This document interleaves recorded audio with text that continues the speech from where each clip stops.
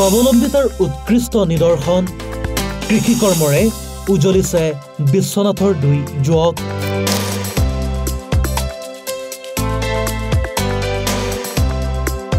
বছৰি 20 লাখ টকা উপাৰ্জনৰে সৃষ্টি কৰিছে চমক বগৰী খেতিৰে স্বাৱলম্বিতাৰ বাট মুকলাইছে বিশ্বনাথৰ দুই যুৱকে নিজৰ কৃষিভূমি অবিহনেও কৃষি কৰ্মৰে প্ৰতি বছৰে 20 লাখ টকা উপাৰ্জনৰে চমক সৃষ্টি কৰিছে দুই যুৱকে যি সময়ত একাংশ যুৱক যুৱতী চৰকাৰী অথবা বেচৰকাৰী চাকৰিৰ পাছে পাছে বিভিন্ন কাৰ্যালয়ৰ দুৱাৰে দুৱাৰে ঘূৰি ফুৰিছে ঠিক তেনে সময়তে বিশ্বনাথৰ দুই উদ্যমী যুৱকে কৃষি কৰ্মৰ দ্বাৰা সকলোৰে দৃষ্টি আকৰ্ষণ কৰাৰ লগতে নিবনুৱা সকলৰ বাবে হৈ পৰিছে এক নিদৰ্শন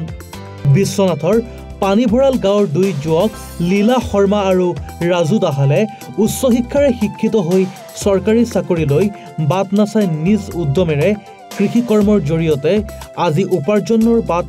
প্ৰশস্ত কৰিছে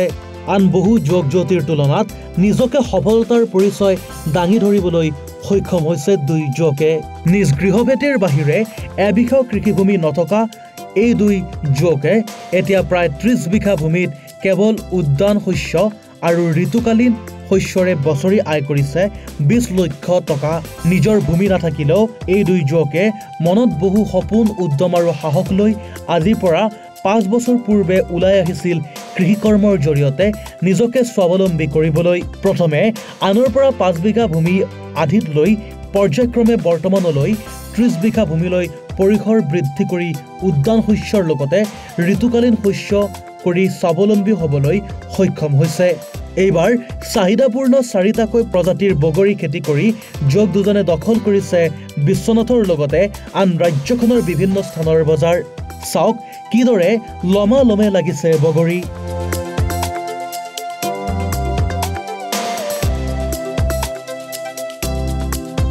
প্ৰায় 60ৰ পৰা 80 কেজি পৰ্যন্ত বগৰী লাগিছে এজোপাকৈ বগৰী গছত এইদৰে প্ৰতিটো ঋতুৰ শস্য কৰি স্বাৱলম্বী হ'বলৈ সক্ষম হৈছে বিশ্বনাথৰ লীলা আৰু ৰাজু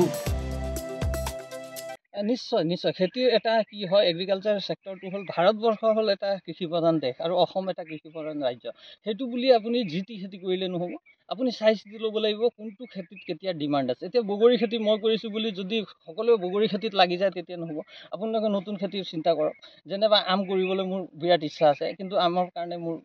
মাটি নাই বা লেচু কৰিবলৈ মন আছে লেচুৰ কাৰণে মোৰ তেনে উপযুক্ত মাটি নাই উপযুক্ত মাটি যাৰ যেনেকুৱা আছে সেইটো হিচাপত কৰক এজনে এইটো কৰিছে বুলি সবে যদি তাত লাগি যায় কি হ'ব বন্ধাকবিৰ নিচিনা হৈ যাব বন্ধাকবিৰ সময়ত কি হয় 2 টকা এটা মূল্য নাথাকে মানুহে কি কৰে একেবাৰে বহুত বেছি পৰিমাণত মানে খেতি কৰি দিয়ে তেনেকৈ কৰিব নালাগে অধ্যয়ন কৰক আপোনাৰ মাৰ্কেট চাওক ক'ত কেনেকুৱা আপোনাৰ বিক্ৰী আছে এতিয়া বিশ্বনাথ চাৰিআলিত আমি চাইছোঁ বগৰীৰ ডিমাণ্ড আছে সেইকাৰণে আমি বগৰী কৰিলোঁ এতিয়া তেজপুৰৰ লেচুৰ যিটো ডিমাণ্ড আছে সেইটো হিচাপে তেজপুৰে যিটো দখল কৰিলে সেইটো বুলি যদি সবে লেচু লগাই দিয়ে সেইটো নহ'ব আপুনি মাৰ্কেট চাই লওক বুজি লওক তাৰপিছত আপুনি কৰক আৰু কমৰ পৰা কৰক আপুনি একেবাৰে 30 বিঘা কৰিব নালাগে মই প্ৰথমতে 5 বিঘাৰ পৰা আৰম্ভ কৰি এতিয়া 30 বিঘা পাইছোঁ এইবছৰ আকৌ আমি 20 বিঘাৰ এটা পৰিকল্পনা লৈছোঁ তেনেধৰণে যদি আগবাঢ়ি যায় আপুনি নিশ্চয় সফল হ'ব পাৰিব কিন্তু সেইটো বুলিয়ে একেবাৰে আপুনি জাপ মাৰিব নালাগে খেতিত কমকৈ কৰক শিকক পৰামৰ্শ লওক মই পৰামৰ্শ দিওঁ যদি আপুনি মোৰ পৰা কিবা বিচাৰে মই এজন ইউটিউবাৰ হিচাপে মোৰ বিশ্বনাথ এগ্ৰি ফাৰ্ম নামেৰে ইউটিউব চেনেল আছে মোৰ পৰা আপোনালোকে কিবা জানি ল'ব পাৰিব বিশ্বনাথৰ পৰা জাহাংগীৰ হুছেইনৰ ৰিপৰ্ট এনিভাৰত 24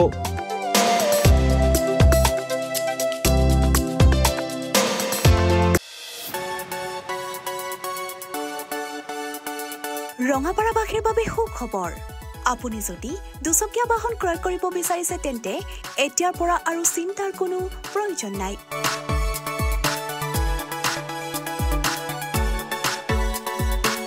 আপুনিও আহিব পাৰে DBP associate Bajaj two wheeler ডিলাৰলৈ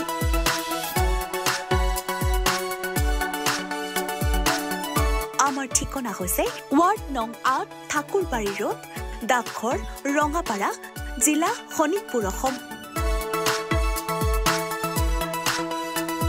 আমাৰ যোগাযোগ নম্বৰ হৈছে 94357 07133 আৰু 97079 67285